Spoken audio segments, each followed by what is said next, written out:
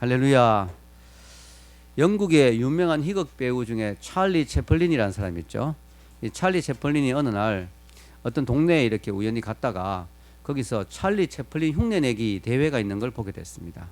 그래서 이 사람들이 전부 찰리 채플린처럼 꾸며서 흉내내면서 찰리 채플린 행세를 하는 거예요. 찰리 채플린 너무 재밌어서 호기심에 자기도 신분을 속이고 내가 진짜 찰리 채플린입니다 이렇게 말 안 하고 자기도 대회 그냥 참가하기 위해서 찰리 채플린으로 분장했다고 그러면서 나가서 했는데 몇 등 했을까요? 3등을 했다고 합니다. 예, 3등. 이걸 보면 참 재밌죠. 3등을 했어요. 진짜 찰리 채플린 흉내 대회 나가서 3등을 했단 말이죠. 찰리 채플린 아니면서도 찰리 채플린 같았던 더 찰리 채플린 같은 사람이 2명이나 더 있었다는 거죠. 이걸 보면서 저는 그런 생각을 했습니다. 야, 이 세상에는 진짜보다 가짜가 더 진짜 같을 수도 있겠구나. 그런 생각이 들었어요. 가짜인데 더 진짜 같을 수 있죠. 그래서 오늘날 이 세상 사람들의 문제가 뭐냐면 진짜와 가짜를 잘 구별을 못해요. 진짜와 가짜가 구별이 돼야 되는데 오늘날 이 기독교가 진리잖아요. 진짜거든요. 그런데 사람들은 이 기독교 진리인 이 기독교 그리고 예수 그리스도 진리 자체이신 예수 그리스도를 가짜다, 사기다, 기독교 엉터리다 이렇게 해서 배척하고 진짜 진리가 아닌 세상 사람들의 철학이나 사상이나 풍조를 따라가는 경우가 너무 많다는 거죠. 참 안타까운 거죠. 진짜와 가짜를 잘 구별하는 게 지혜입니다. 특별히 이 세상 사람들에게 영향을 미치는 풍조 중에 하나가 바로 공산주의죠. 공산주의. 누군가 그런 말을 했어요. 지금까지 전 세계는 2명의 유대인이 이 세상을 주관했다. 그 2명의 유대인이 누구냐면 한 명은 예수님이고 한 명은 마르크스. 마르크스가 유대인이거든요. 그래서 이 2명의 유대인이 세상을 엄청나게 영향을 미쳤다는 거죠. 그런데 예수님은 진리 자체이시고 진리의 근본이시고 진짜 진리이십니다. 마르크스 공산주의는 가짜 진리, 비진리의 대표입니다. 공산주의는 잘못된 진리를 진리인 것처럼 가르쳐서 세상에 수많은 사람들을 속여왔습니다. 그런데 참 이상한 게 사람들이 속아요. 왜냐하면 이게 거짓말일지라도 계속해서 반복하면 사람들이 세뇌되게 되거든요. 그게 무서운 거예요. 다음 같은 말을 한 사람이 누굴까요? 충분히 큰 거짓말을 말하고 그리고 그 거짓말을 충분히 큰 소리로 말하며 또 충분히 자주 말하라. 그래야만 당신은 대부분의 사람들이 그 거짓말을 믿도록 만들 수 있다. 히틀러가 그런 말을 했어요. 히틀러가. 거짓말도 충분히 여러 번 큰 소리로 확실하게 자주 말하면 사람들은 그 거짓말을 믿게 된다. 뭐 그런 이야기였죠. 어떤 어머니가 밭에서 일을 하는데 누가 뛰어왔어. 당신 아들이 사람을 죽였어요 하니까 아이 무슨 소리냐고. 우리 아들이 그럴 리가 없다고. 또 다른 사람이 와서 당신 아들이 사람을 죽였어요. 그러니까 뭐라고? 에이 설마. 세 번째 또 누가 당신 아들이 사람을 죽였으니까 벌떡 일어나서 어디야? 하고 막 이랬죠. 왜냐하면 자꾸 이야기하면 우리가 받아들일 수밖에 없는 거죠. 자, 기독교와 공산주의 중에 어느 것이 진짜 진리입니까? 둘 다 자기가 진리라고 주장했어요. 예수님도 자기가 길이요 진리요 생명이라고 이야기했습니다. 공산주의자들도 자신들이 진리라고 자신들 따라오면 유토피아가 생길 거라고 사람들이 행복해질 거라고 그렇게 주장했습니다. 누가 진짜 진리입니까? 자, 37절에 보면요. 예수님은 자신이 진리고 진리를 전가하기 위해서 오신 분이라고 이야기했습니다. 같이 읽겠습니다. 빌라도가 이르되 그러면 내가 왕이 아니냐? 예수께서 대답하시되 내 말과 같이 내가 왕이니라. 내가 이를 위하여 태어났으며 이를 위하여 세상에 왔나니 곧 진리에 대하여 증언하려 함이로라. 무릇 진리에 속한 자는 내 음성을 듣느니라 하신대. 아멘. 예수님은 자신이 진리고 진리에 속한 자는 예수님의 음성을 듣는다. 자신은 진리를 전하기 위해서 왔다고 분명히 이야기합니다. 공산주의자들도 자기가 진리라고 이야기해요. 기독교 변증가인 피터 바이어하우스라는 박사님이 있는데요. 이분이 어느 날 동독이 이제 동서독 통일되기 전이죠. 동독에 갔더니 공산당의 포스터가 붙어 있는 걸 봤대요. 그 포스터에 이렇게 적혀 있더랍니다. 마르크스주의는 전능하다. 왜냐하면 진리이기 때문이다. 이렇게 적혀 있더랍니다. 그러나 그들의 말은 사실이 아닌 것으로 밝혀졌죠. 여러분 북한을 보십시오. 공산주의를 진리처럼 받아들이고 공산주의를 따라갔는데 그 결과는 너무나 비참하지 않습니까? 사람들이 억압 가운데 있고 숙청당하고 고통당하고 굶주리고 헐벗고 너무나 괴로운 상태에 있습니다. 요즘 북한에서 많은 분들이 이제 탈북을 하죠. 세터민들이라 해서 탈북자들이 많은데요. 그 중에 이제 여군 하사로 7년 동안 북한의 군인에 있다가 탈출한 분이 있어요. 이옥 선교사님, 이분이 이제 선교사가 됐는데요. 이옥이란 분은 공산주의를 진리로 믿었던 분이죠. 그리고 그의 부모도 마찬가지고 공산주의를 따라가고 공산주의를 신봉하고 공산주의에 충성을 바치면 그 공산주의가 자신들의 인생을 책임져주고 공산당원으로 인정해주고 또 자기들을 도와줄 거라고 생각했는데, 문제는 공산주의에 그렇게 충성했지만 결과는 너무나 비참했다는 거죠. 이분이 7년 동안 군대에 있으면서 휴가도 자주 못 가요. 집이 어떻게 되는지도 몰라요. 어느 날 고향 구성시의 동사무소에서 연락이 왔습니다. 당신의 부모가 다 죽었으니까 빨리 가서 장사 지내라. 이 이호 가서 깜짝 놀라가지고 뛰어가 봤더니 부모님이 다 굶어 죽어 있는 거예요.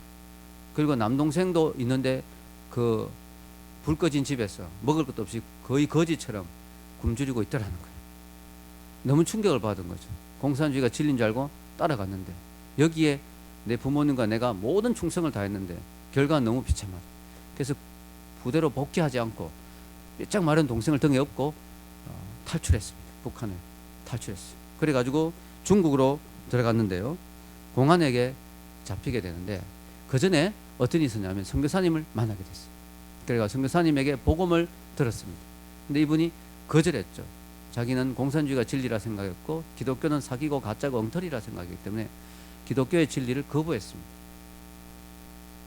그러나 이 선교사님이 계속 기도해주고 찬송가를 들려주고 하나님 말씀을 가르쳐주었는데 계속 거부하다가 거기서 생활하다가 공안에게 잡히게 된 거예요. 감옥에 들어가는데 이제는 뭐 북부로 다시 끌려가면 이제 죽는 거죠. 절대절명의 순간이죠. 너무 고통스러워가지고 막 괴로워하다가 갑자기 이제 그 감옥 안에서 선교사님이 하신 이야기가 기억나는 거예요. 예수님을 찾으면 살 수 있다. 예수님이 참 길이고 진리다. 그래서 자기도 모르게 예수님을 불렀어요. 예수님 도와주세요. 이렇게 불렀어요. 근데 놀라운 일이 났습니다. 갑자기 이 이호가사의 귀에 선교사님이 선물해 준 테이프에서 들었던 테이프를 선물해 줬는데 그걸 이제 가끔씩 들어봤는데 거기서 들었던 찬송이 자기 귀에 들리기 시작하는 거예요. 그 눈앞에 십자가에 못 박힌 예수님이 나타난 거예요. 그리고 마음에 엄청난 평안과 기쁨이 넘쳐났습니다. 그리고 기적 같은 일이 일어났어요. 그날 밤에 중국 공안 국장이 이호가사가 있는 감옥의 문을 열어주더니 너 생긴 게 내 딸하고 너무 닮았어. 내가 도저히 너가 북으로 끌려간 걸 보고 있지를 못하겠다. 그러면서 탈출하라고 그렇게 풀어준 거예요. 이건 있을 수가 없는 이야기거든요. 중국 공안들이 얼마나 무섭습니까? 얼마나 잔인합니까? 근데 자기 딸하고 닮았다고 그냥 풀어주는 이런 말도 안 되는 일이 일어난 거예요. 공산주의를 따라가면 답이 없는데 기독교는 진리이기 때문에 말이 안 되는 것 같은데 기독교를 따라가면 답이 있는 거예요. 아멘. 하나님께서 도와주시는 거죠. 실제적으로 나의 삶에 역사하는 능력이 있는 겁니다. 왜냐하면 기독교는 진리이기 때문이죠. 그러나 여러 철학자들이나 사상가들의 이야기는 그럴듯하지만 그대로 살면 사라지지가 않아요. 왜냐하면 그것은 추상적인 말에 불과하기 때문이죠. 과거나 지금이나 사람들은 진리에 대해서 관심이 많죠. 근데 중요한 건 뭐냐면 관심은 있는데 진짜 알고자 하는 사람은 별로 없어요.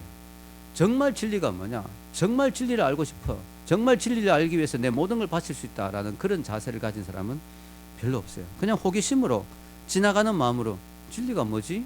진리가 있는가? 이런 정도로 생각하지 진리가 있다면 내가 정말 목숨 걸고 알아보고 싶다. 이런 사람이 별로 없다는 거죠. 예수님 당시에도 마찬가지였어요. 사람들은 참 진리신 예수님을 따라왔지만 그러나 예수님 자체, 예수님이 진리냐 이걸 알기 위해서 관심 가지기보다는 예수님이 제공해주는 빵이나 물고기나 아니면 고쳐주는 병 이런 것에 관심이 있었지 예수님이 정말 진리인가에 대해서는 별로 크게 관심이 없었습니다.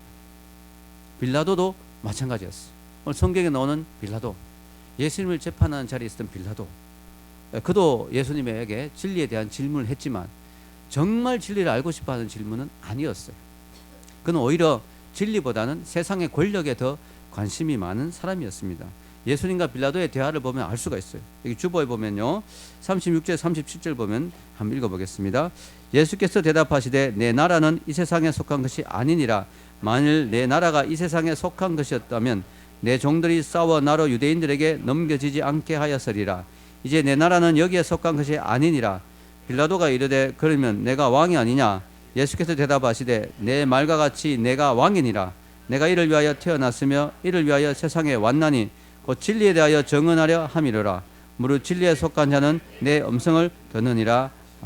아멘. 그래서 빌라도는요, 초점이 나라에 대해서 초점이 있고, 왕이냐 자네가 왕이냐, 권력에 대해서 관심이 많습니다. 근데 예수님은 거기에 대한 대답은 해주시지만 예수님은 자꾸 그 대화를 진리 쪽으로 이야기하시죠. 난 진리를 전가하기 위해서 왔다. 이렇게 관심이 다른 거예요. 빌라도는 예수님에게 진리가 뭐냐고 질문했지만 그러나 진리에 관심이 있는 게 아니에요. 빌라도는 세상적인 권력, 왕의 자리, 파워, 세상적인 부귀, 영화, 그런 데 관심이 있었죠. 세상의 나라. 그러나 예수님이 관심이 있었던 것은 하나님 나라, 진리, 영생, 이런 데 관심이 있는 거죠. 그러니까 대화가 안 되는 거죠. 왜냐하면 자신들이 관심 있는 주제가 다르니까. 여러분, 진리에 관심 있는 사람하고 이야기하면 대화가 잘 됩니다. 예수님을 전할 수가 있어요. 진리에 관심이 없는 사람은 전할 수가 없어요. 아무리 변정을 잘해도 안 되는 거예요. 이단들하고 대화가 안 되는 이유가 거기에 있어요. 이단들이 우리에게 이단의 이야기를 하잖아요. 그럼 우리가 이단들하고 대화를 하면 좋죠. 그들에게 진리를 가르쳐 줘야 되니까. 근데 진리에 관심이 없어요, 이단들은. 자기들의 주장만 앵무새처럼 이야기하고 그 사람은 어떻게든지 그냥 세뇌해서 사로잡아서 자기가 데려가는 데 관심이 있지 진리가 뭔가에 대해서 관심이 없어요. 그래서 이단들하고 대화가 안 되는 이유가 거기였어요. 제가 한번 어디 갔더니 이단 할머니가 저한테 말을 걸어왔는데 제가 이야기해서 할머니 그럼 제가 10분 동안 할머니 이야기를 들어드리겠습니다. 제 이야기도 5분만 들어주세요. 10분 동안 다 들어주었어요. 그 다음에 제가 이야기를 딱 하니까 할머니가 안 들어주는 거예요. 또 자기 이야기 막 하는 거예요. 대화가 안 되는 거죠. 대화가. 여러분 이단들은 진리에 관심이 없어요. 참 진리에 관심이 없습니다. 이게 안타까운 거죠. 특히 정말 안타까운 게 빌라도죠. 빌라도는요 다른 누구도 아닌 진리 자체이신 예수님을 자기 1대1로 대면하는, 진리 자체이신 예수님을 지금 1대1로 만나서 대화할 수 있는 엄청난 특권과 기회를 얻은 거예요. 그런데도 눈앞에 진리 자체이신 그분을 눈앞에 앉혀놓고도 그분을 놓쳤으니까, 진리를 만나지 못했으니까 얼마나 안타까운, 얼마나 참 아쉬운 삶입니까? 너무 아쉬운 것이죠. 왜 못 알아보았느냐? 이 세상의 그 공부하면 알 수 있지만 이 진리는 깨달음이거든요. 하나님이 계시해 주셔야 되거든요. 하나님이 알게 해 주셔야 되는 거예요. 하나님이 알게 해 주시지 않으면 우리 어떻게 알겠어요? 여러분 교회 나오기 전까지 세상에 이 세상을 만드신 하나님이란 분이 있다는 사실이 도저히 여러분 몰랐죠. 우리 머리로는 상상이 안 가는 분이잖아요. 어떻게 이 우주를 만드신 그런 분이 존재하고 있다. 그리고 그분이 인간의 몸을 입고 와서 인간을 위해서 죽어 주셨다. 이것도 하나님이 계시해 주시기 전에는 알 수가 없는 거죠. 하나님이 깨닫게 해주시고 계시해 주시고 성령님으로 우리에게 조명해 주시고 성경 말씀을 이해하게 해주셔야 알 수 있지, 그냥 머리로 생각해서 상식으로 생각해서는 참 알기 어려운 거죠. 그래서 기독교는 계시의 종교입니다. 계시의 종교. 하나님이 구약 성경에 보면 종교적으로 종교 천재들이 구약을 쓴 게 아니에요. 그냥 평범한 농부였어요. 평범한 목자였어요. 그런 사람 불러가 하나님이 계시해 주셨어요. 여호와께서 말씀하시되 하나님이 계시해 주신 거예요. 이 세상이 어떻게 만들어졌고 이 세상을 하나님이 어떻게 이끌어 가시고 하나님의 인간의 구원 계획이 무엇이고 이걸 하나님이 가르쳐 주신 거예요. 성경을 통해서 계시해 주셨고 그 계시의 절정, 계시의 클라이막스가 뭐냐?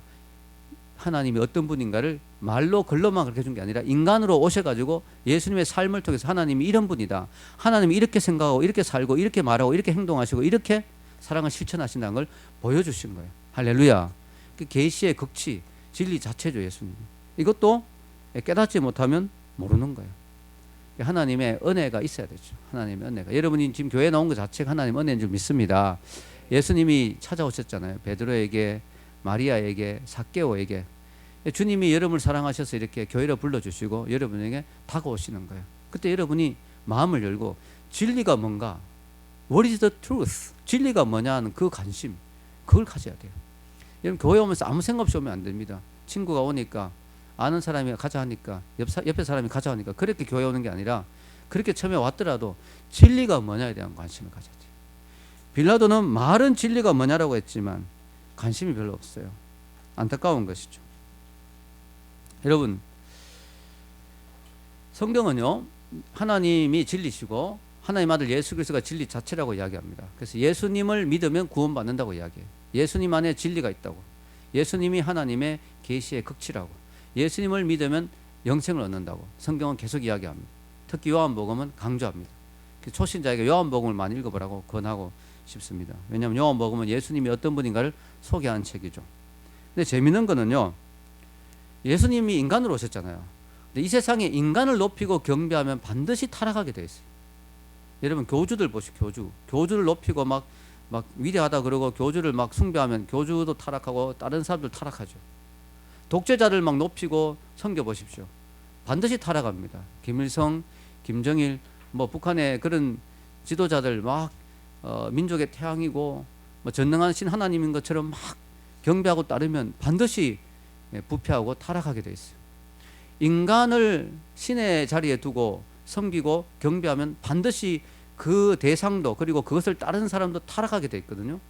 그런데 예수님은 놀랍게도 아무리 높이고 아무리 찬양하고 아무리 경배해도 예수님도 타락하지 않고 그 예수님을 높이는 우리도 타락하지 않아요. 그 이유가 뭐냐면 예수님이 하나님이시기 때문입니다. 아멘입니까? 여러분, 이 세상의 위대한 인물들은요, 그 인물들이 위대하지만 신과 같은 존재는 아니에요. 그들을 신격화할 때 문제가 생겨요. 여러분들 반드시 누구를 사랑하고 좋아할 수 있어요. 근데 그 사람을 존귀한 대상으로 생각하면 괜찮지만 그 사람을 신의 자리에 두면 안 됩니다. 여자친구, 남자친구, 저 사람 없으면 나는 죽는다. 그 신의 자리에 두는 거거든요. 저 사람이 나의 인생의 전부다. 그 신의 자리에 두는 거거든요. 저 사람이 존귀하고 하나님 허락하신 사람이다. 내가 아끼고 사랑해 줘야 된다. 이건 괜찮지만 그 사람이 없으면 내 인생은 끝이다. 그건 위험한 거예요. 그럼 그 사람도 견딜 수가 없어요. 왜냐하면 자기를 신으로 대접하기 때문에 자기도 그 부담을 견딜 수가 없고 결국은 관계가 깨질 수밖에 없어요. 역사상 위대한 인물들을 연구해 보면요, 우리는 다 존경하잖아요. 야, 대단한 인물이었다. 야, 엄청난 존재다. 위대한 사람이다. 근데 그들을 이면을 보면요, 어두운 구석이 다 있어요. 왜냐하면 인간이기 때문에 완벽할 수가 없어요. 완전할 수가 없거든요. 한쪽 면밖에 못 보는 거예요, 우리는. 여러분, 달이 그렇죠. 달은 한쪽 면밖에 우리가 못 본다 그러죠. 뒷면은 우리가 못 보는 거예요. 우리가 위대한 인물들 한쪽 면만 보니까 위대해 보이지만 조사해 보면 참 문제가 많아요. 피카소 같은 경우도 대단하죠. 그의 작품은 뭐 엄청난 가치가 있잖아요. 그렇지만 피카소를 좋아하고 막 신처럼 따랐던 여인들이 다 불행해졌어요. 달리라고 있습니다. 초현실주의자 달리. 그런 사람의 작품도 엄청난 가치를 가지고 있습니다. 여러분, 만약에 달리 작품을 여러분 어디서 발견했다, 그럼 엄청난 가치죠. 근데 달리의 삶도 보면 이해할 수 없는 그런 모습이 있어요. 그는 갈라 엘리아르라는 여인과 결혼했어요. 근데 이 여인이 원래 유명한 시인 폴 엘리아르의 아내였습니다. 남의 아내인데 남의 아내를 본 순간 첫눈에 반했어요. 그래서 계속 구애해가지고 그 여인을 얻게 됐어요. 남의 아내를 빼앗아온 거죠. 근데 구애 장면도 재밌어요. 양쪽 겨드랑이에 썩은 양파를 끼고 알몸으로 무릎을 꿇은 채 청혼을 했습니다. 말도 안 되죠. 이게 또 놀랍게도 이 여인이 또 청혼을 받아들였어요. 그래가지고 이혼을 하고 이 사람하고 결혼했어요. 인간은 참 이렇게, 여러분, 미국의 3대 대통령이었던 토마스 제퍼슨 얼마나 위대합니까? 토마스 제퍼슨, 미국 사람들에게 존경을 받는 인물이죠. 그리고 미국의 독립선언문을 기초한 사람입니다. 미국의 최고의 건국의 아버지. 그런데 이 사람이 죽기 전에 루머에 시달렸어요.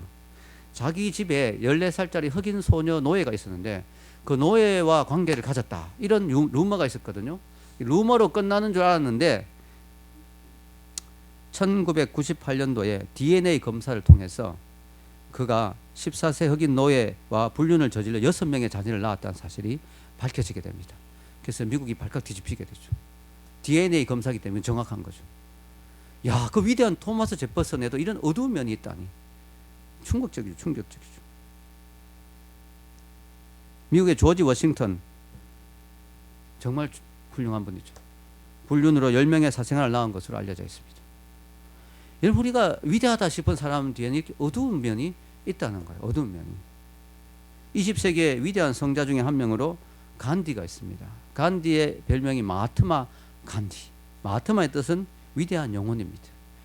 간디는 위대한 영혼을 가진 사람이다. 누구나 존경하죠, 간디를. 근데 간디의 그 삶을 좀 조사해보고 연구해보니까 영국의 사학자 제드 애덤스가 쓴 책이 있어요. 간디, 벌거벗은 큰 뜻. 그러면서 그 책에 이런 내용이 나온대요. 간디가 노년에 잠을 잘 때 젊은 여자들과 벌거벗고 같이 잤다는 거예요. 그러니까 왜 그랬느냐 물어보니까 자신이 얼마나 금욕으로 살 수 있는지를 테스트하기 위해서 그랬다. 그런 말도 안 되는 이야기를 하고요. 부인을 소라고 비유했답니다. 간디가 자기 부인을. 그래서 부인 얼굴을 바라볼 수 없다면서 자꾸 외면을 했고요. 부인이 폐렴에 걸렸을 때 간디는 현대의학을 거부한다는 명목으로 주사를 놔주지 않았어요. 그래서 부인이 결국은 죽었습니다. 근데 간디가 부인이 사망 직후에 자기가 말라리아에 걸리자 서둘러 주사를 맞았습니다. 그러니까 이게 말이 안 되잖아요. 이런 걸 보면요, 기가 막힌 거죠. 야, 위대한 인물들 뒤에도 우리가 모르는 그런 어두운 구석이 있다. 그럼 목사님은, 저는 뭐 불륜이나 사생활은 없습니다. 그러나 저도 제 자신을 볼 때 완벽하지 못해요. 아, 내가 이런 부족한 부분이 있구나. 우리는요, 내가 신으로 대접받을 만큼 완벽할 수 없어요, 인간은. 근데 예수님은 아무리 살펴봐도 예수님의 삶은 완벽해요. 할렐루야.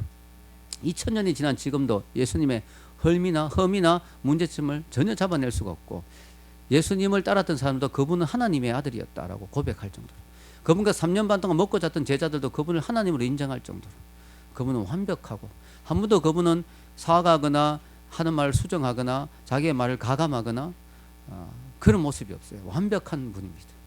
어떤 질문과 어떤 대적의 공격을 받아도 완벽하게 대답하고, 빌라도의 신문 앞에서도 그분은 태산처럼 흔들리지 않고, 그러면 십자가 앞에서 제자들을 사랑하고 위해서 기도하시고, 그분은 정말 인간으로서 도저히 그 이상 생각할 수 없는 완벽한, 그리고 인간이 아닌 하나님의 모습을 가지고 있는 그 예수 그리스도. 그래서 그분은 우리가 높이고 존경하고 그분을 숭배하고 경배해도 문제가 되지 않는 거야. 예수님은 찬란한 빛나는 태양보다 더 밝은 분이고 빛 자체이신 분입니다. 성경에는 이런 말씀이 있죠. 야고보서 1장 17절, 온갖 좋은 은사와 온전한 선물이 다 위로부터 빛들의 아버지께로부터 내려오나니 그는 변함도 없으시고 회전하는 그림자도 없으시니라. 하나님은요, 그림자도 없어요. 하나님에게는 약간이라도 어두운 부분이 없어요. 그래서 예수님에게는 전혀 그림자가 없고 전혀 어두운 부분이 있고, 예수님의 사생활을 다 캐보고 예수님의 뒷조사를 다 해봐도 예수님은 조금 더 어두운 부분이 없는 거예요. 완벽한 하나님. 그래서 예수님은 아무리 찬양해도 우리가 타락하지 않아요. 여러분, 예수님의 이름을 높여보세요. 얼마나 기쁨이 오는지. 할렐루야. 예수님을 찬양하고 높이고 경배하면 우리 마음에 얼마나 감사와 기쁨이 넘치는지요. 그래서 예수님의 이름으로 지금도 수천 수만 곡의 찬양이 지어지고, 지금도 계속해서 예수님의 이름으로 아름다운 곡들이 만들어지고 있습니다. 예수 아름다운 이름, 예수 이름 높이세요. 예수 믿으세요. 예수 안에 소망이 있네. 예수 이름이 온 땅에, 예수 우리 왕이여, 내 구주 예수를 더욱 사랑, 예수 인도하셨네. 오직 예수, 예수의 이름으로 만들어진 찬양들을 찾아보니까 그냥 찾아봐도 이렇게 많아요. 그분은 하나님이시기 때문에 그분을 한도 끝도 없이 높일 수가 있는 거죠. 임어당이라는 분이 있어요. 중국의 아주 유명한 사상가고요. 아주 유명한 분입니다. 임어당. 이분이 목사님 아들로 태어났어요. 대단한 작가인데 이분이. 그런데요, 나중에 목사가 되려는 꿈을 꿨는데 이분이 막 사상에 심취하고 철학에 심취하고 그러다 보니까 20대에 학문에 깊이 빠지면서 신앙의 회의를 가지게 됐습니다. 그래서 하나님을 등지고 교회를 떠나버렸어요. 그러다 나중에 인생의 황혼기에 하나님을 다시 만나게 되고, 하나님 없는 삶이란 너무 허무하다. 그래서 다시 주님께로 돌아오게 됩니다. 그래서 그는 그렇게 고백해요. 하나님 없는 삶을 살아봤더니 마치 고아와 같았다. 여러분, 고아가 얼마나 불쌍합니까? 그죠? 근데 하나님 없는 삶은 더 불쌍하다. 영적 고아, 하늘 아버지가 없는 인생. 이 땅의 사람들이 행복하고 즐거운 듯이 막 살아가지만요, 좋은 차 굴리고 막 파티하면서 살아가지만 그 영혼은 너무 쓸쓸한 거예요. 왜? 하나님이 없는 인생이니까. 영적 고아예요, 고아. 그러면서 자기는 하나님 없이 살았더니 고아와 같았다. 그리고 주님께 돌아와서 고백합니다. 노년에 이교도에서 기독교로 이런 책을 쓰는데요. 그 책을 제가 읽어봤더니 그분이 그런 이야기를 해요.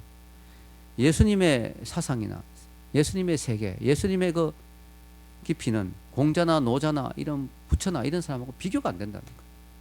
예수님은 장자의 신비주의 같은 것도 없었고 불타의 지적인 분석, 그전의 철학자와 다른 공자의 실증주의 사상과도 다르고 무위로 돌아가고 마는 도가 사상과 다르고 조건 없는 대로 무한하고 조건 없는 대로 도망가려는 희망을 지닌 마음을 정복하려는 불타의 영웅적인 노력과 그의 위대한 주지주의와도 다르다. 뭐 이런 여러 가지 이야기를 하는데요. 철학적 이야기를 제가 다 알아듣지는 못하겠지만 중요한 거는 예수님은 다른 철학자나 종교가들과 차원이 다르다는 거죠. 바로 그분은 하나님이시다는 고백입니다. 그래서 우리가 이 예수님을 어떻게 해야 되느냐. 예수님은요 우리에게 지금도 거대한 산처럼 서 계시는 거예요. 그리고 너는 나를 어떻게 하기를 원하느냐, 너는 나를 누구라고 하느냐 이렇게 물어보시는 거죠. 오늘 여기 보면요 빌라도가 물어보잖아요. 진리가 무엇이냐. 근데 너무너무 저는 여기서 이해가 안 되고 처음에 신기한 게 아니 지금 예수님께 지금 물어보잖아요. 진리가 뭐냐고 궁금해서. 예수님 대답을 안 해주세요. 대답을 안 해주세요. 왜 안 해주실까? 이 빌라도가 지금 물어보고 있는데 빌라도가 변화되면은 엄청난 역사가 일어날 수 있는데 예수님이 왜 빌라도에게 진리가 뭐냐고 물어보는 거에게 대답 안 해주실까? 여러분 거룩한 걸 돼지에게 주지 마라는 말도 있어요. 예수님은 진리가 뭐냐라는 그의 질문이 진실된 질문이 아닌지 아시기 때문에 대답 안 해주신 거예요. 그리고요 예수님은 지금 제수로 있잖아요. 빌라도는 재판관으로 있고 아주 거만한 태도로 예수님을 얕잡아 보면서 아주 내리깔아 보면서 야, 진리가 뭐냐 이렇게 하기 때문에 내가 진리다라고 하면 빌라도가 받아들이겠습니까? 받아들이지 않겠죠. 더 중요한 이유가 있습니다. 진리가 무엇이냐는 질문에는요 엄청난 책임이 따라요. 왜냐하면 진리를 알면 진리대로 살아야 되거든. 진리를 알고도 어떻게 진리대로 안 살 수가 있어요. 어린아이는 모르고요 창문에 올라가서 뛰어내리는 경우가 있어요. 그죠? 부모가 여러분 아이 키울 때 조심해야 됩니다. 아파트에 떨어지고 그러거든요.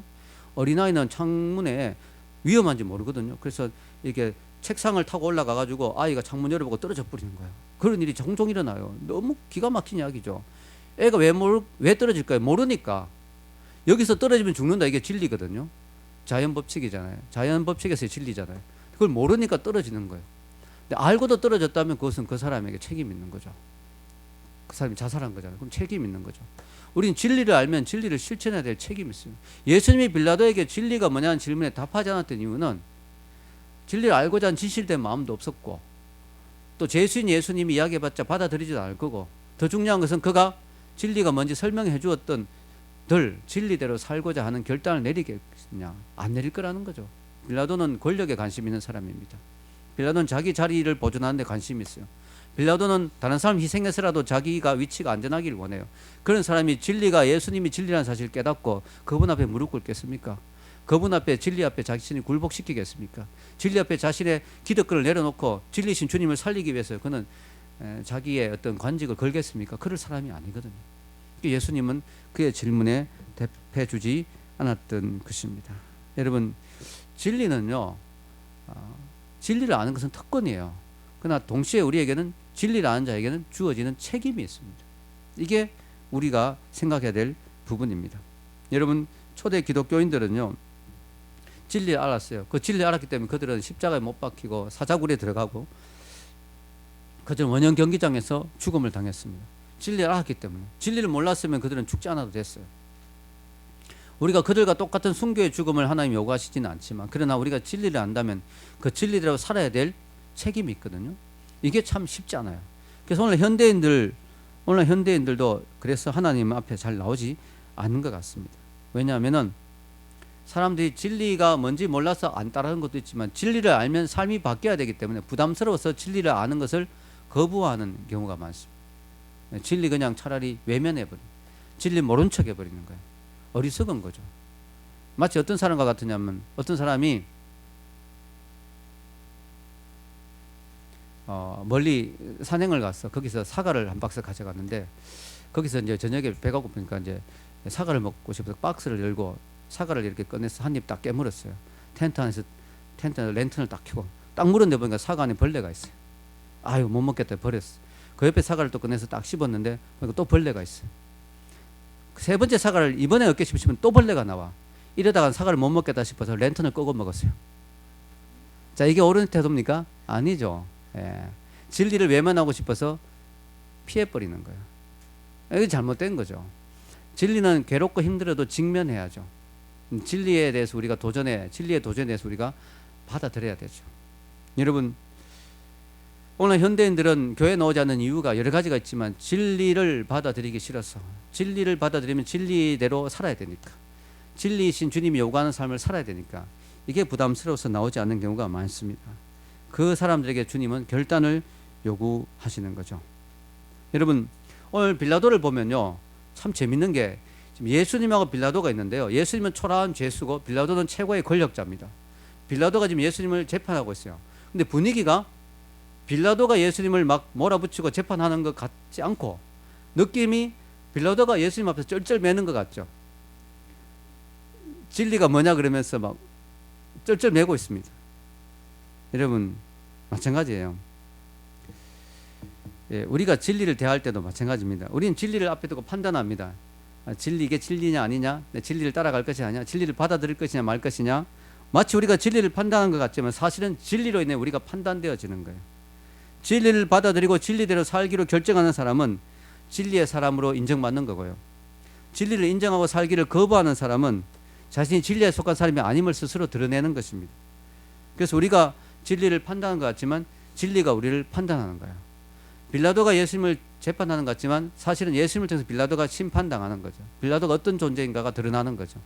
마치 그와 같습니다. 우리가 진리 앞에 태하는 우리의 태도, 여러분 끝까지 진리가 부담스럽다, 진리를 받아들이기 싫다, 여러분 진리에 속한 사람이 아니라는 사실이 증명되는 거야.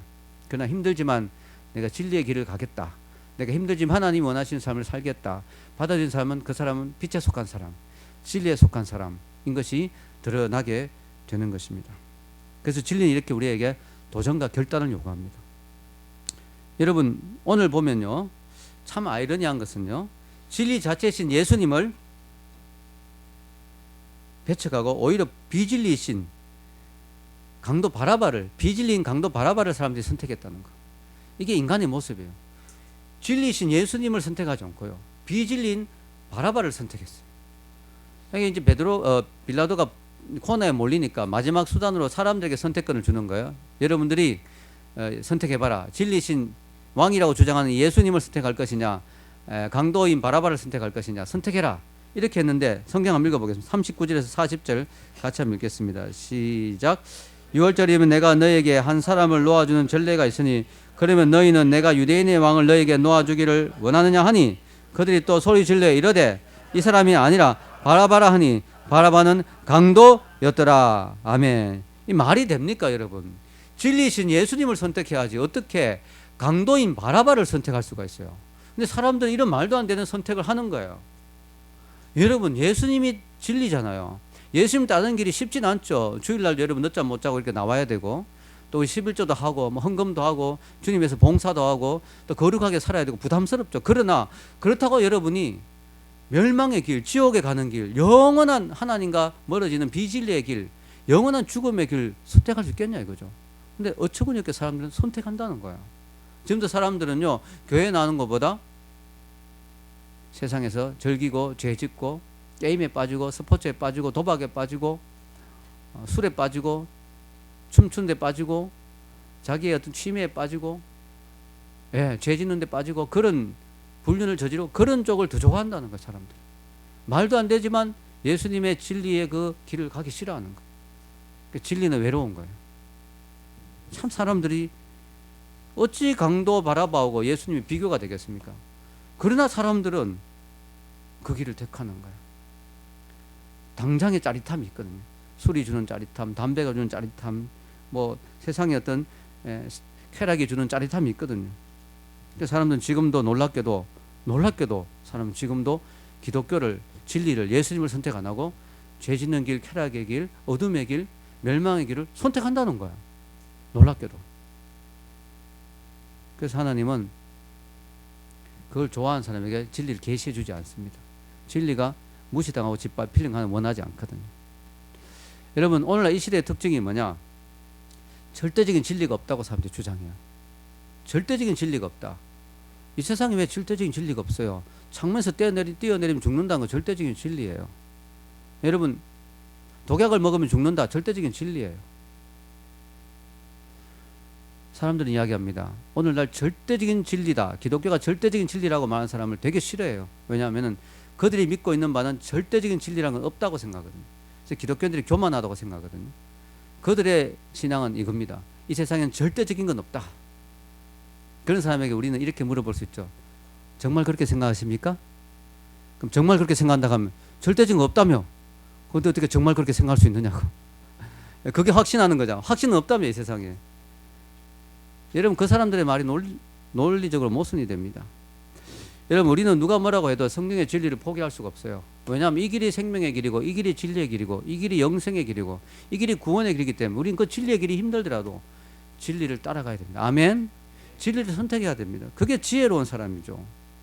예수님은 이 세상에 오시면서 자신이 길이요 진리요 생명이라 했어요. 그 말은 뭐냐면 자신이 진리이기 때문에 자신을 따라와야 되고 그 길을 따라와야 되고 그 길을 따라오는 길이 생명의 길이라는 거예요.